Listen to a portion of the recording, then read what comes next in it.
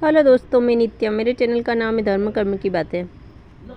तो मैं कामिका एकादशी के बारे में कुछ बताना चाहती हूँ। कामिका एकादशी, जो एकादशी के दिन भगवान विष्णु की विधिवत पूजा करनी चाहिए। साथ ही अंत में इस व्रत की कथा और पाठ अवश्य करना चाहिए। इससे हमें शुभ फलों की प्राप्ति होती है। जाने कामिका एकादशी की संपूर्ण कथा। श्रावण मास में कृष्ण पक्ष की एकादशी तिथि कामिका एकादशी की व्रत रखा जाएगा। इस साल कामिका एकादशी व्रत 21 जुलाई 2025 को रखा जाएगा। देवशयनी एकादशी के बाद ये पहली एकादशी होगी। यह भगवान विष्णु योग निद्रा में होंगे। इस दिन भगवान विष्णु को विधिवत पूजन करने के साथ माता लक्ष्मी का भी पूजन किया जाता है। देवशयनी एकादशी पहले दिन एकादशी होती है। भगवान विष्णु योग निद्रा में होते हैं। इस दिन भगवान विष्णु को विधिवत पूजन करने के साथ ही लक्ष्मी पूजा भी की जाती है। इसके साथ ही व्रत रखने का विधान है। मान्यता है इस दिन भगवान विष्णु की पूजा करने से शुभ फलों की प्राप्ति होती है। इसके साथ ही सुख समृद्धि धन संपदा की प्राप्ति के साथ मोक्ष प्राप्ति होती है। इस दिन पूजा करने के साथ अंत में व्रत का कथा अवश्य करनी चाहिए।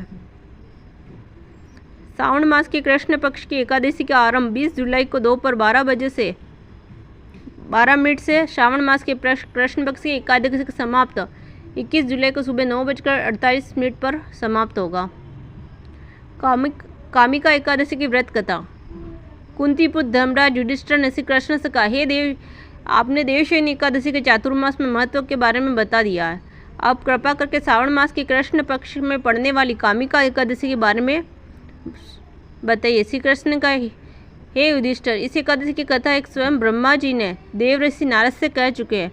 अंत में मैं तुमसे कहता हूँ। नारद जी ब्रह्मा जी के श्रावण मास के कृष्ण पक्ष की एकादशी की कथा सुनने की इच्छा जताई। उस एकादशी का नाम, विधि और महात्म जानना चाहिए।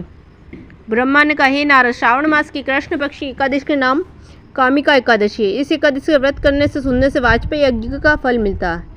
इस तिथि को शंख चक्र गदा विष्णु भगवान का पूजन करना चाहिए। इनकी पूजा करने से जो फल मिलता है वो सुनो। गंगा, काशी, नैमिषारण्य, पुष्कर स्नान करने से जो फल मिलता है वही विष्णु भगवान की पूजन से मिलता है।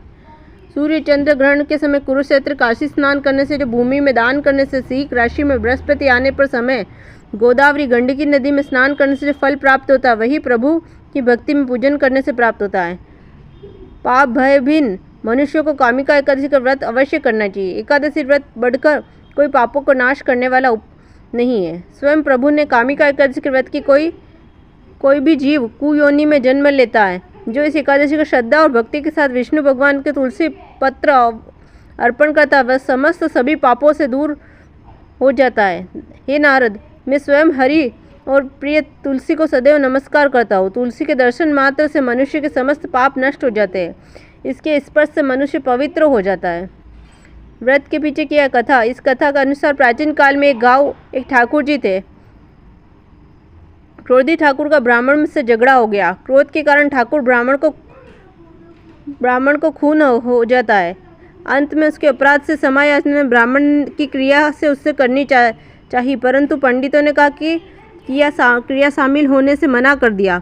वह ब्रह्म हत्या का दोषी माना गया। परिणाम स्वरूप ब्राह्मणों को भोजन करने से इनकार कर दिया। तब उन्होंने एक मुनि से निवेदन किया, हे भगवान, मेरा पाप कैसे दूर हो सकता है। इस मुनि ने कामिका एकादशी का व्रत करने की प्रेरणा दी। ठाकुर जी ने वैसा ही किया।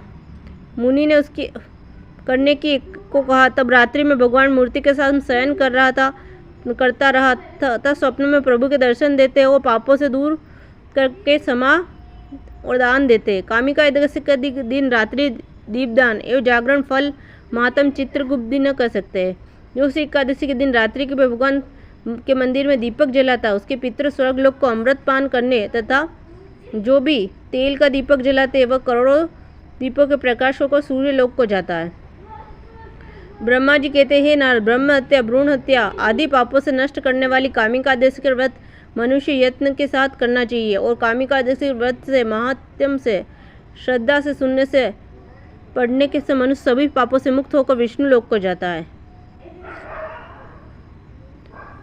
तो ये आपको कथा अच्छी लगी तो लाइक और सब्सक्राइब जरूर कीजिएगा। Thank you.